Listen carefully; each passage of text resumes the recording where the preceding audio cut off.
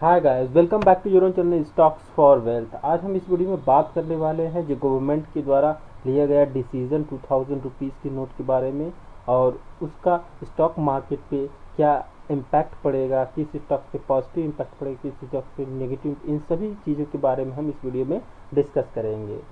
दोस्तों, कल that is 19 मई को 2000 के नोट बंद कर दिए गए। काफ़ी सारे लोग, काफ़ी सारे इन्वेस्टर्स काफ़ी पैनिक हैं कि व्हाट टू डू नाउ, कौन से स्टॉक पे इसका पॉजिटिव इफेक्ट पड़ेगा, कौन से स्टॉक पे इसका नेगेटिव इफेक्ट पड़ेगा।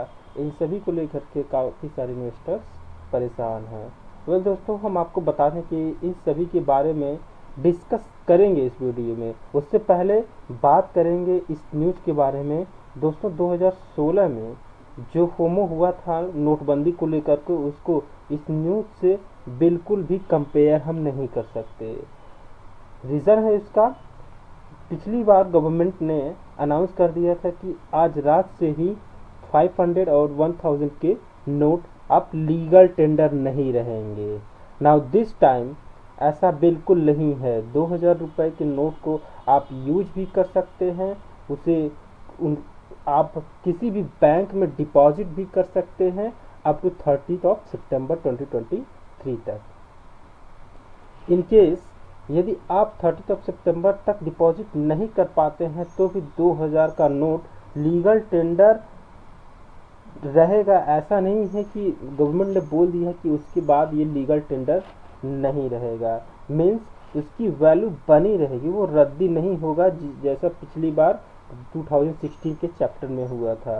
बट यहाँ एक समझने की बात है कि आखिर गवर्नमेंट ने 30 सितंबर ही इसकी डेडलाइन क्यों रखी है।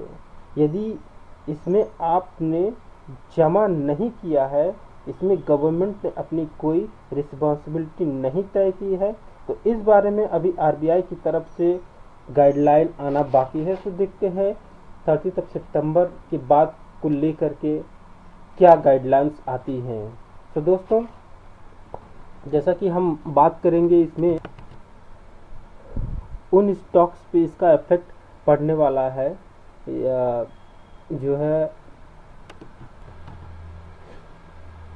उन कंपनियों पे इनका इफेक्ट पड़ने वाला है, उन धंधे पे इसका इफेक्ट पड़ने वाला है जो अनऑर्गेनाइज सेक्टर के हैं, जिसमें जो ट्रांजेक्शन्स होते हैं वो ट्रांसपेरेंट तरीके से, ऑनलाइन तरीके से होते नहीं है, उन पे इफेक्ट पड़ेगा।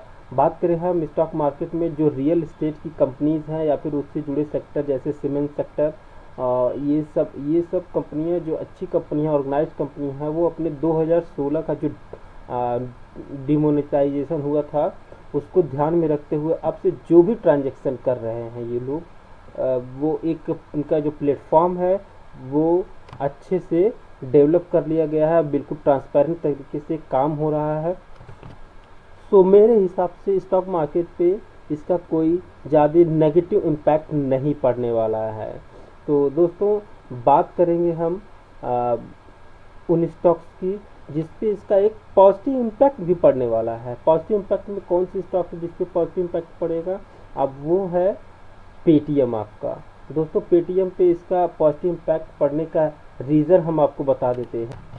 सबसे पहले दोस्तों, सरकार ने जो भी डिसीजंस इस बार लिया है 2000 के नोट को हम एज ए लीगल टेंडर, हम 30 सितंबर तक उसको अब सभी लोग बैंक में जमा कर दीजिए।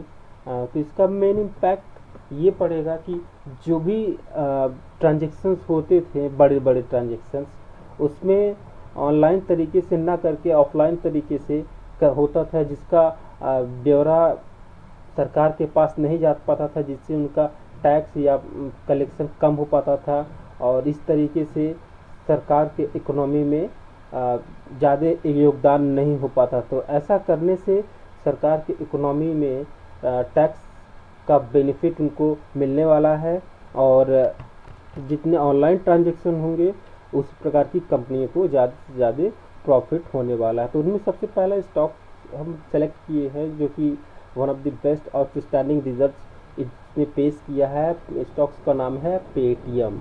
दोस्तों, जब ऑनलाइन ट्रांजैक्शन ज़्यादा होंगे तो इसके रेवेन्यू कलेक्शन ज़्यादा होंगे, इसके नेट प्रॉफिट जनरेट होंगे अभी हाल ही में कंपनी के अच्छे खासे आउटस्टैंडिंग रिजल्ट कंपनी ने पोस्ट किया है, अपनी लॉस को काफ़ी हद तक कम किया है। तो इस नोटबंद जो सरकार का 2000 रुपये के नोट को लेकर के अनाउंसमेंट है, इससे इस स्टॉक को काफ़ी फ़ायदा मिलने वाला है।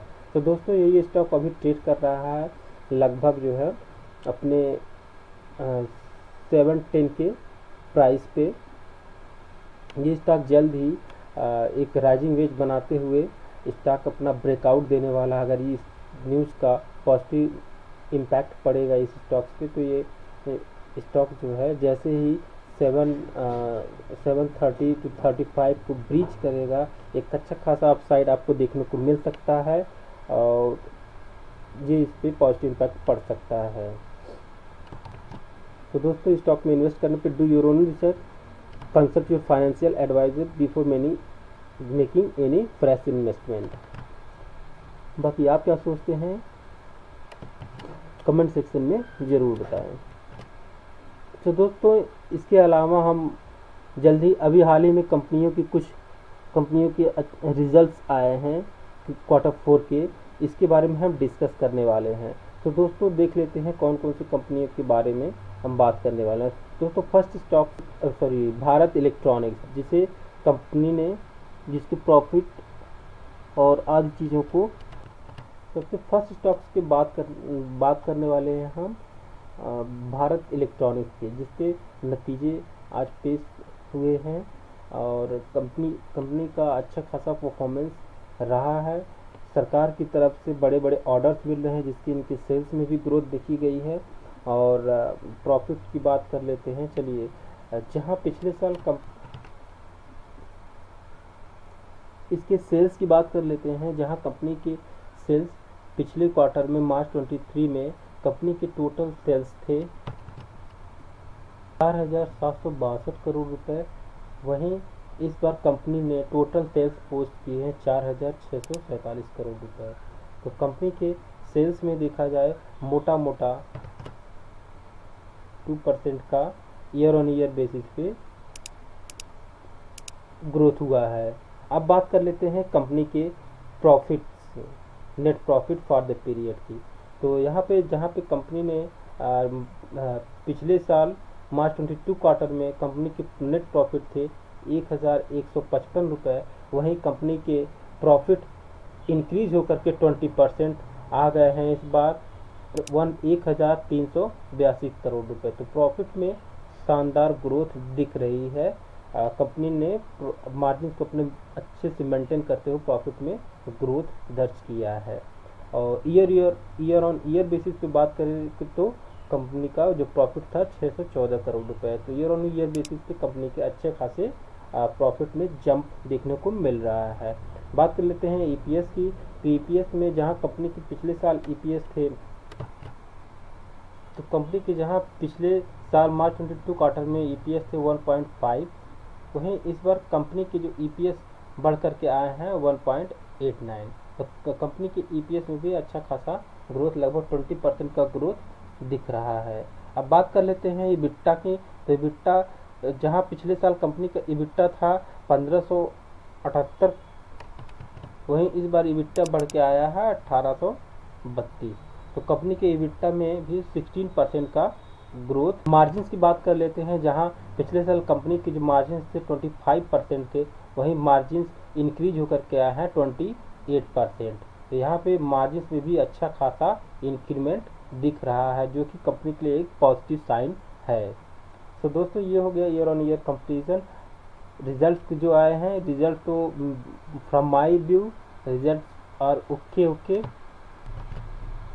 बात करते हैं कंपनी की वैल्यूएशन की, जहां कंपनी का वैल्यूएशन जनरली रहा करता था 18 to 20 के बीच, वहीं कंपनी का इस समय ईपीएस जो है 28 से ऊपर है। तो मैं नहीं कहूँगा कि कंपनी जो है सस्ते वैल्यूएशन पे आपको मिल रही है, लेकिन हाँ जो गवर्नमेंट की तरफ से इसको ऑर्डर्स लगातार मिल रहे हैं, उससे कंपनी के रेवेन्यू और नेट प्रॉफिट में अच्छा खासा ग्रोथ देखने को मिल रहा है और रिजल्ट भी इस क्वार्टरली ठीक ठाक आए हैं। तो यहाँ से कंपनी को 4 से 5% या 10% लगभग प्रॉफिट आपको देखने को।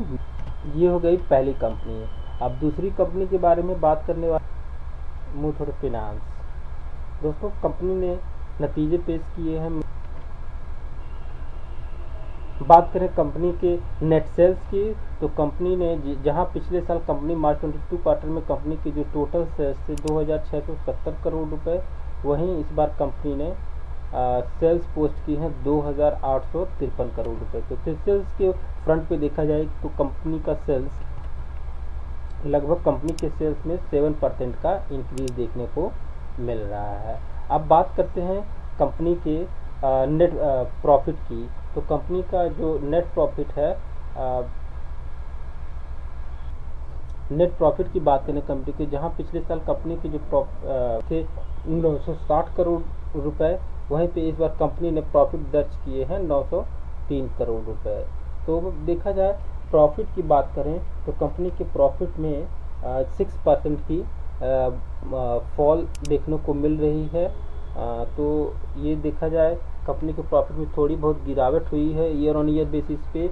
बात करें हम पिछले क्वार्टर में, तो कंपनी के दिसंबर 22 क्वार्टर में कंपनी के प्रॉफिट थे 902 करोड़। तो क्वार्टर ऑन क्वार्टर बेसिस पे कंपनी का जो रिजल्ट्स है वो ठीक ठाक लग रहा है। बाकी ईयर ऑन ईयर बेसिस पे 6% की नेट प्रॉफिट में गिरावट रही।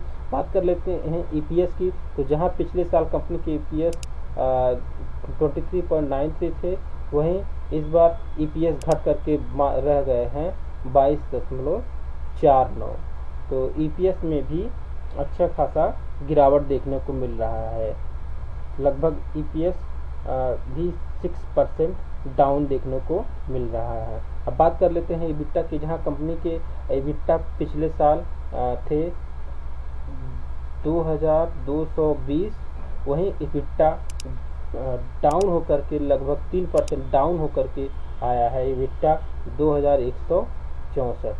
तो एबिटा में भी गिरावट देखने को मिल रहा है। बात कर लेते हैं मार्जिन्स की, तो जहां पिछले साल मार्च 22 क्वार्टर में कंपनी के जो मार्जिन्स थे वो मार्जिन्स आपको 83% देखने को मिल रहे थे, वहीं इस बार कंपनी ने मार्जिन पोस्ट किए हैं 76। तो मार्जिन में हल्का फुल्का गिरावट है। वैसे जनरली कंपनी का जो मार्जिन है 75 टू 80-82-3 इस तरीके से मार्जिन को अपने बात करें इसकी पी रेशियो की, तो जहां जो कंपनी मार्च 2020 में जिस पी रेशियो पे मिल रहा था, और 3 साल बाद भी कंपनी उसी पी रेशियो पे मिल रहा है, तो है कि नहीं वैल्यू बाइंग अपॉर्चुनिटी। वैसे रिजल्ट, यदि कंपनी के स्टॉक्स में थोड़ी बहुत गिरावट होती है तो उस पर एक्यूमुलेशन किया जा सकता है लगभग 920 के आसपास यहाँ।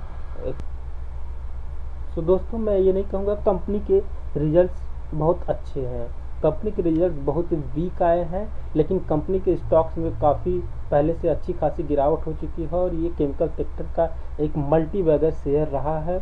सो दोस्तों देख लेते हैं कंपनी ने टोटल कितना सेल्स जनरेट किया है, कितना प्रॉफिट, कितना इसका ईपीएस रहा है। तो बात कर लेते हैं हम, जहां कंपनी पिछले साल मार्च 22 क्वार्टर में कंपनी के जो टोटल सेल्स 780 करोड़ रुपए, वहीं इस बार कंपनी ने टोटल सेल्स को बहुत ज़्यादा गिरावट होने के बाद जो सेल्स आई है 471 करोड़ रुपए।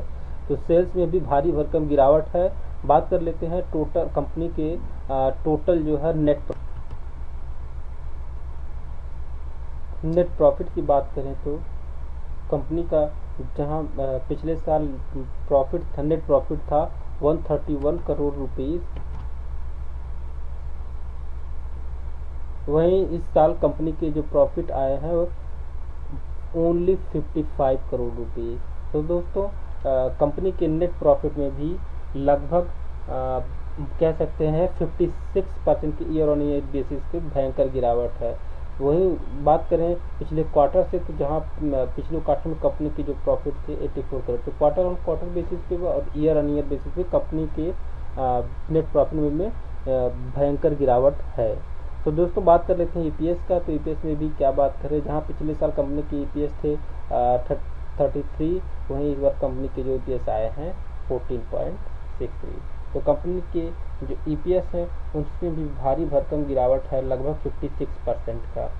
और बात कर लेते हैं EBITDA के, तो EBITDA में भी कंपनी का जो है ज़बरदस्त गिरावट है, लगभग 53% का EBITDA में भी गिरावट देखने को मिल रहा है।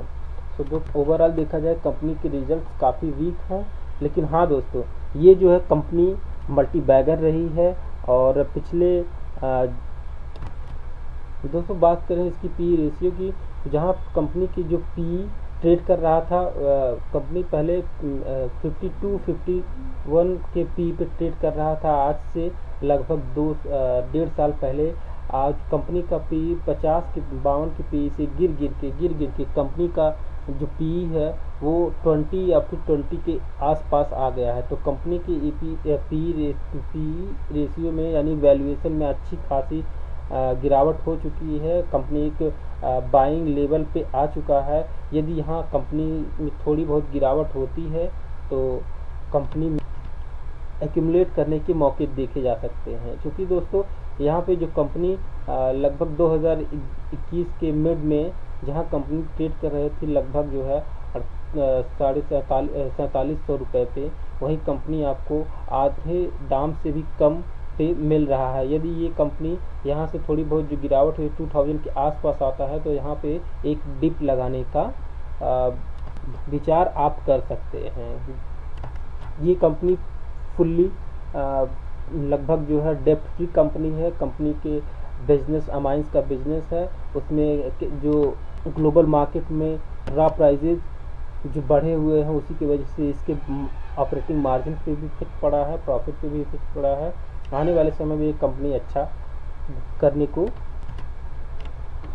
तो दोस्तों ये वीडियो आपको कैसी लगी? यदि वीडियो पसंद आई हो तो वीडियो को लाइक करिए, चैनल को सब्सक्राइब करिए और बेल आइकन को प्रेस करिए ताकि इसी प्रकार की इंफॉर्मेटिव वीडियो आपको समय से पहुंच सके।